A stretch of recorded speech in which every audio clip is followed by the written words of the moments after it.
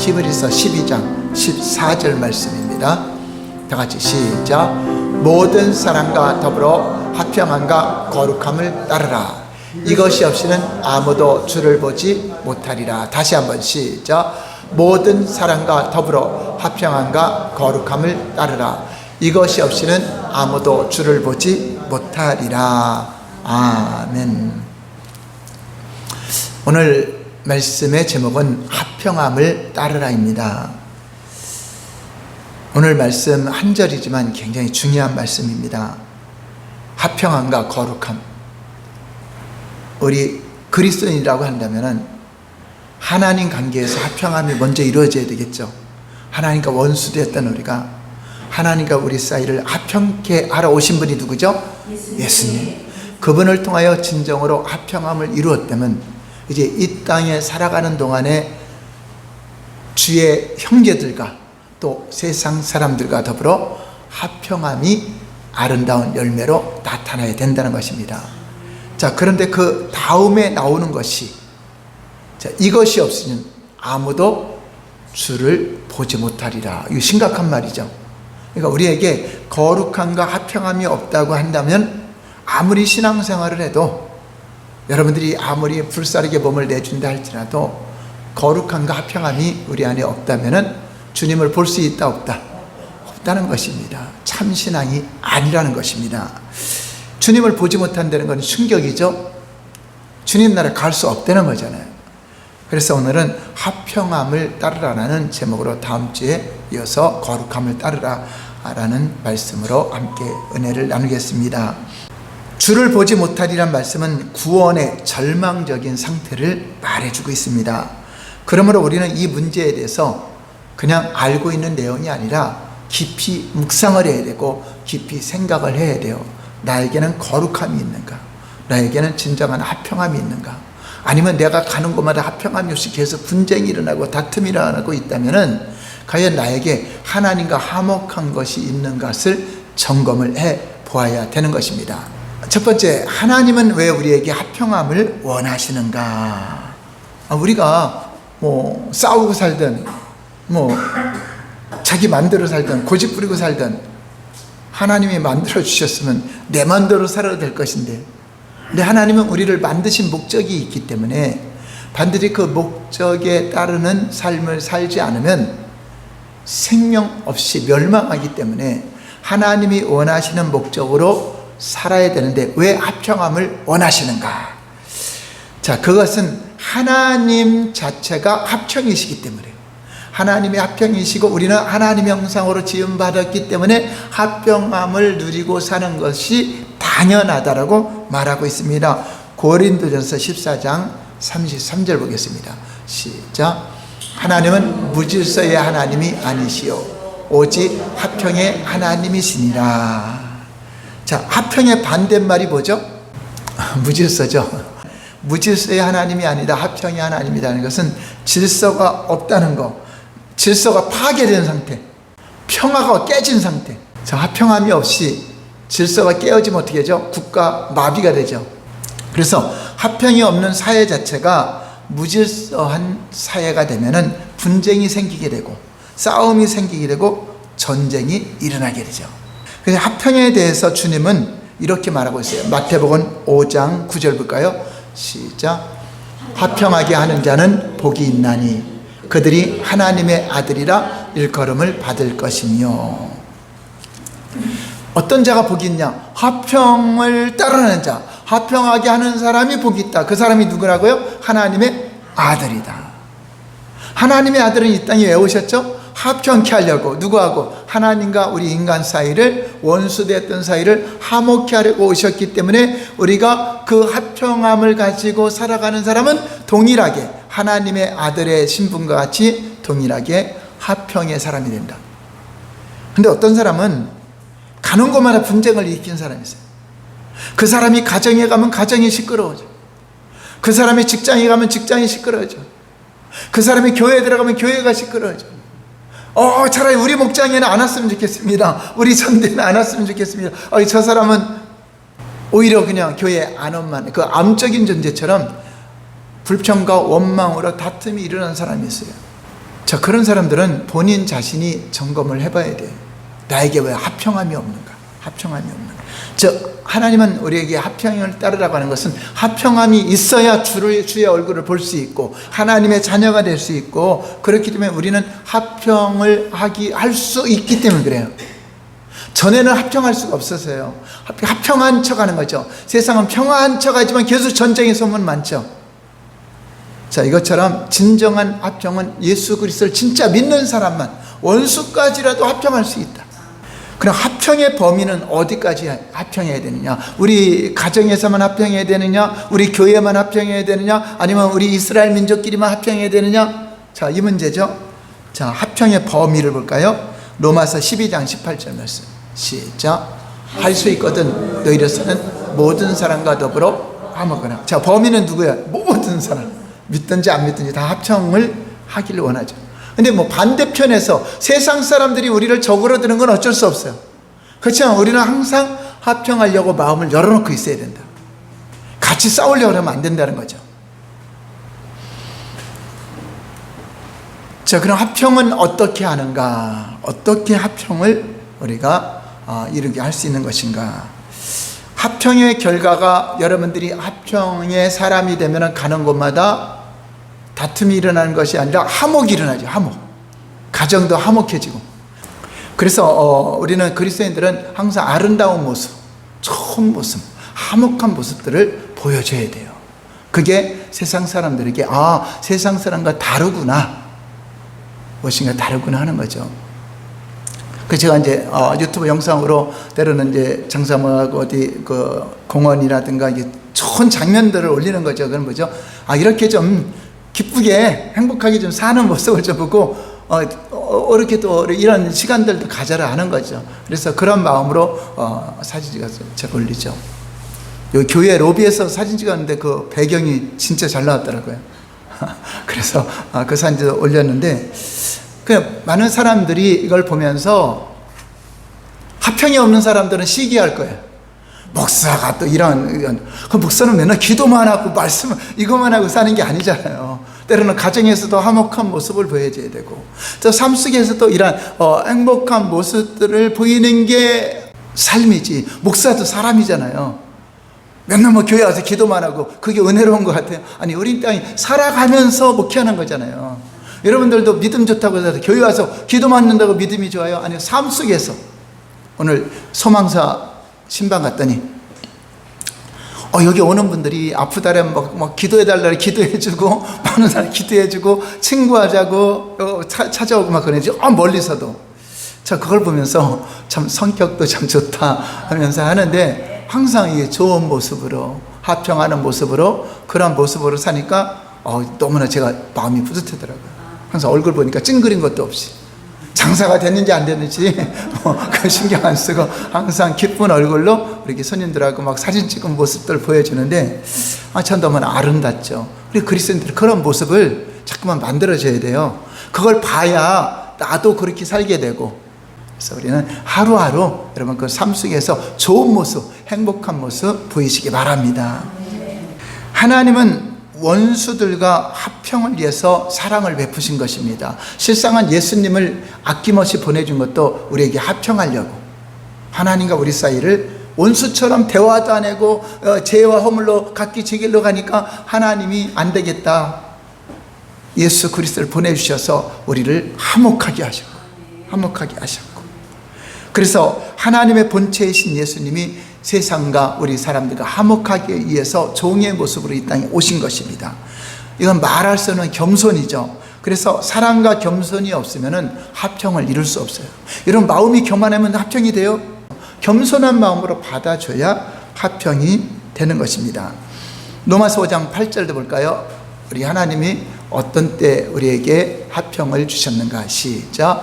우리가 아직 죄인 되었을 때 그리스도께서 우리를 위하여 죽으심으로 우리에게 대한 자기의 사랑을 확증하셨느니라. 원수된 자들과 합평케 하셨다. 그건 어떻게 했냐면, 저들의 죄를 저들에게 돌리지 아니하고 다 내 탓이다 하고 주님이 담당해서 십자가에 지신 거예요.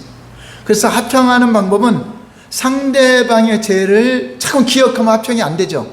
싸우죠. 우리 그리스도인도 잊어야 돼. 하나님이 나를 잊은 것처럼 여러분 하나님이 잊어요, 안 잊어요? 기억해야 안 해요? 죄 회개한 거 있는 것처럼 우리도 그것을 잊어야 돼요. 옛날에 네가 이랬지, 옛날에 언제 그랬지, 이거 기억하면은 화평이 안 되죠. 한번 따라서 가요. 저들의 죄를 저들에게 돌리지 않고 내게로 돌린다. 그러니까 내 탓이요 하면은 화평을 이루게 되는 것입니다. 여러분, 성도들 간에도 화평이 없으면 질투와 시기 때문에 세상 사람들로부터 교회가 싸우면 욕을 먹어서 결국 복음의 길이 막히게 돼요. 화목해하는 직책을 가진 하나님과 합평한 사람들이 모인 교회가 싸우면은 세상 사람들이 뭘 보고 하나님을 믿겠습니까? 그래서 우리 그리스도인들은 화목할 수밖에 없는 이유가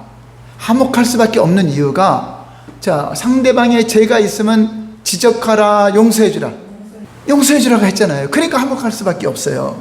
그래서 예수님이 제자들에게 너희가 사람의 가시를 용서하면 너희 천부께서도 너희 가시를 용서하려니와 너희가 사람의 가시를 용서하지 아니하면 너희 아버지께서도 너희 가시를 용서하지 아니하시리라. 그러니까 용서하는 자가 용서받은 자야. 용서 못하는 자는 내가 용서 못 받는 자야. 그리고 또 다른 경우에서는 베드로가 그럼 형제들의 죄를 얼만큼 용서해 주면 됩니까? 7번 해주면 됩니까? 그러니까 뭐라 하죠? 예수님이 7번뿐 아니라 7번씩 70번이라도 용서하라. 그러니까 화목할 수밖에 없잖아요. 용서해 주라는데 처음에는 잘 안 되는데 예수 믿으면 되는 겁니다. 아멘? 여러분들 마음속에 원수 맺은 사람 있어요, 없어요? 없죠? 다 용서돼 있죠? 용서 안 되고서 예배 드려요. 주님 안 받으세요.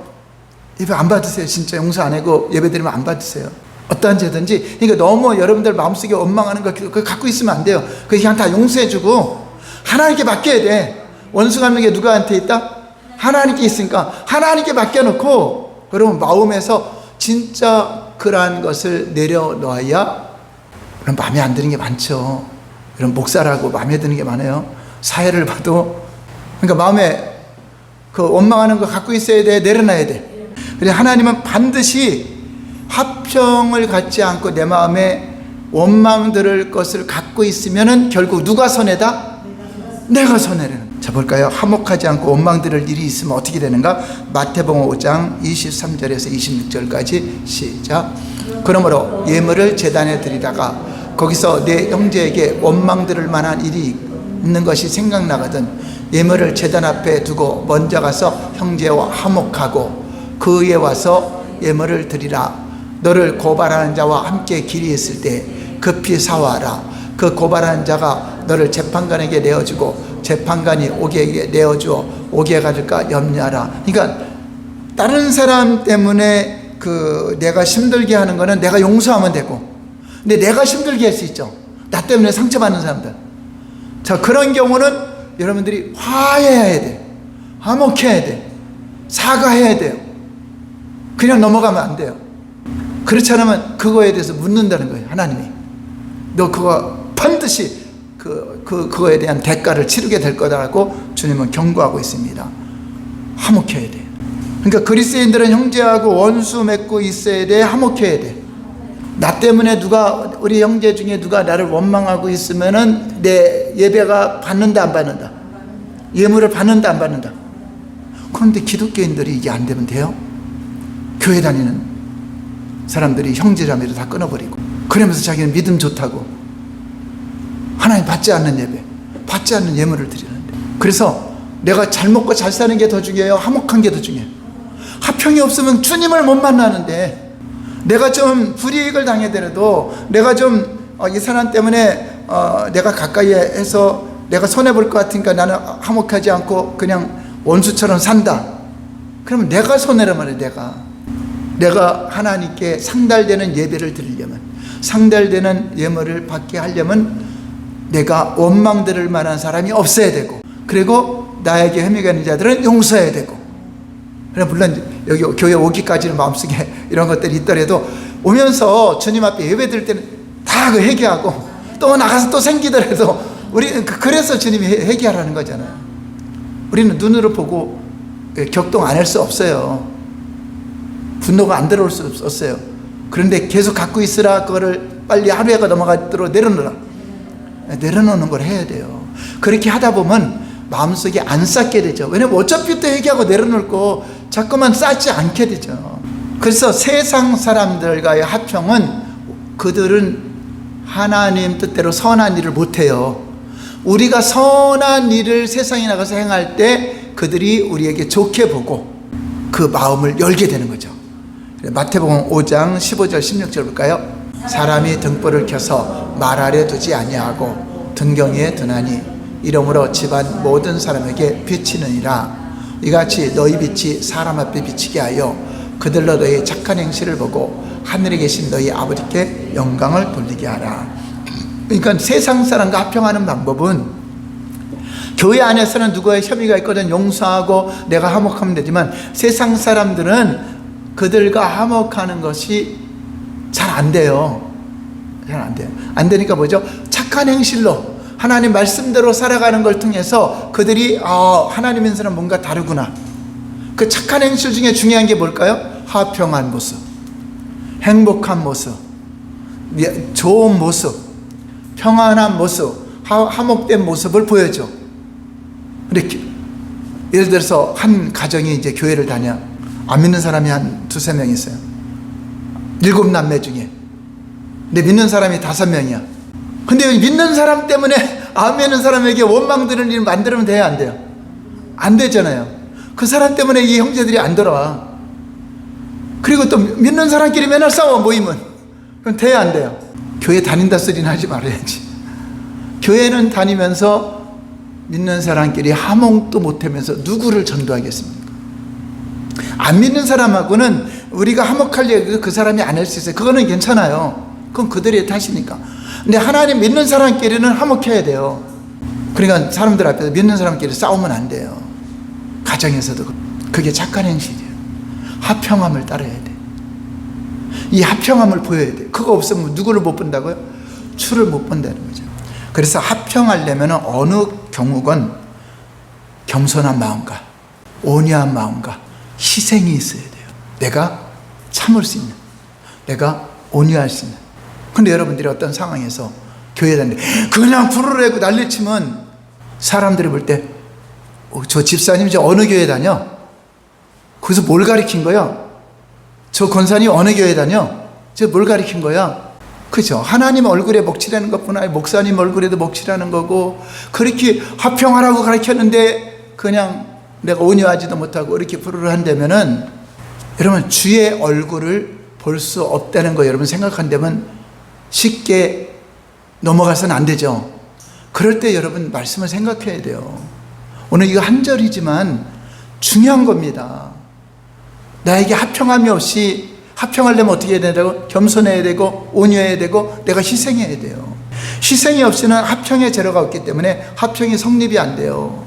나는 이런데 당신이 왜 그래? 이래서 내가 옳다는 것 때문에 주장하는 거잖아요. 그런 거를 따지면 하나님은 우리 구원할 자 하나도 없죠. 하나님은 옳잖아요. 근데 우리는 다 안 옳잖아요. 우리를 용서하니까, 저들의 죄를 저들에게 돌리지 않으니까 화평이 된 것처럼 우리도 그러한 사랑을 받았으면 우리도 그러한 화평함을 가져야 돼요.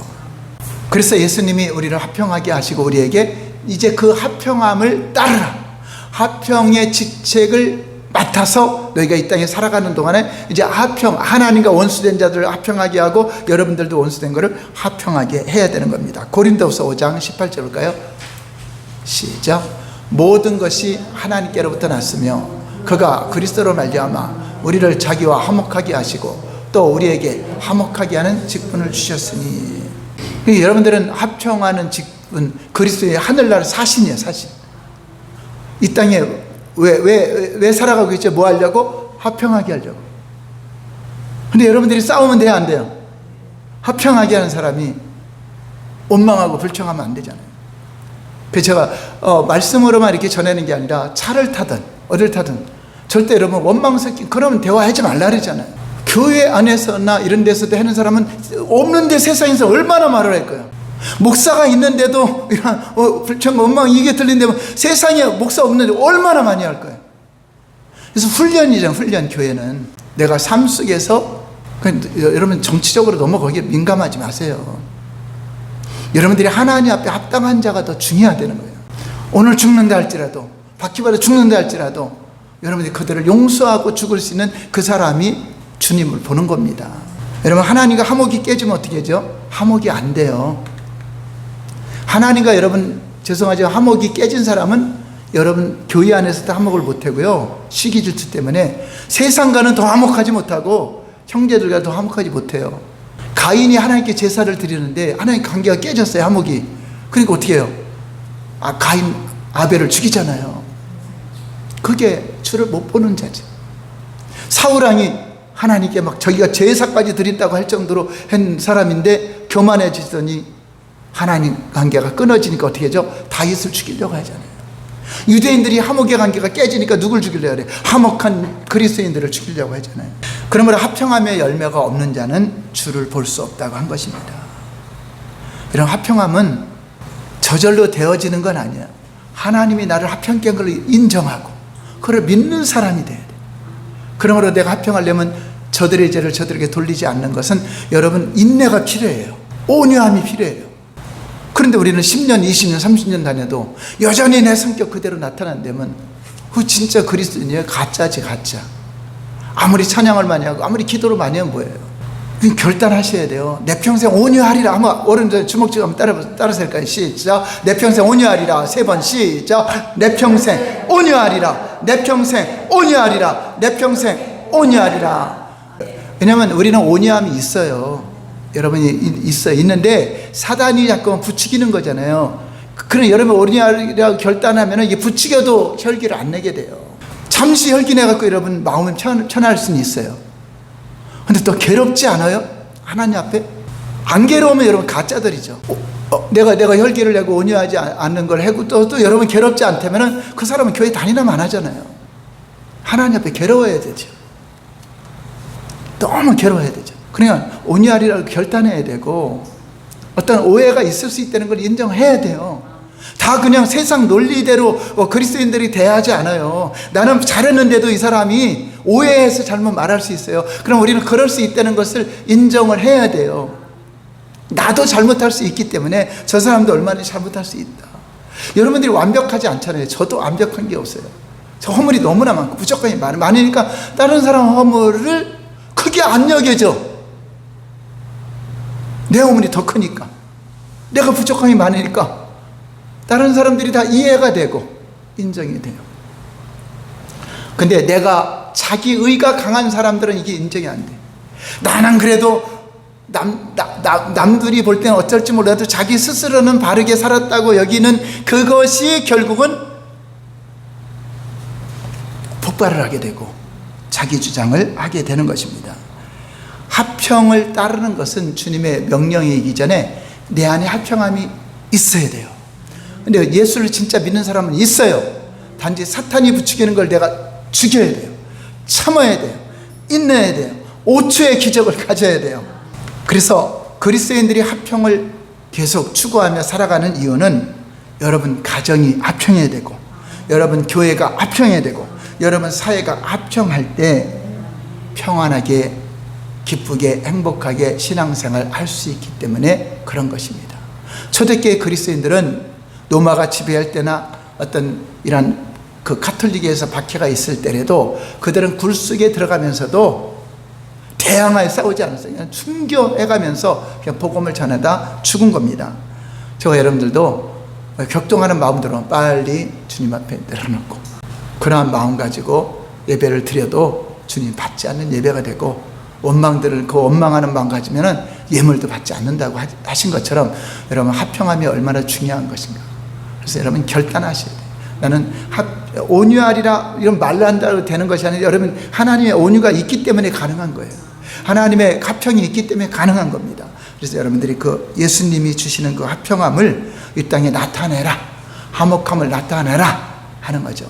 어떤 다툼이 있거나 원망이 있으면 빨리 회개하고, 우리는 그렇게 될 수 있어요. 혈기 낼 수 있어요. 넘어질 수 있어요. 그런데 그것이 잘못됐다는 걸 알고 회개할 수가 있어야 돼요. 이게 이러한 사람이 진짜 그리스도인이요, 그 사람의 주의 얼굴을 보는 자들입니다. 기도하겠습니다.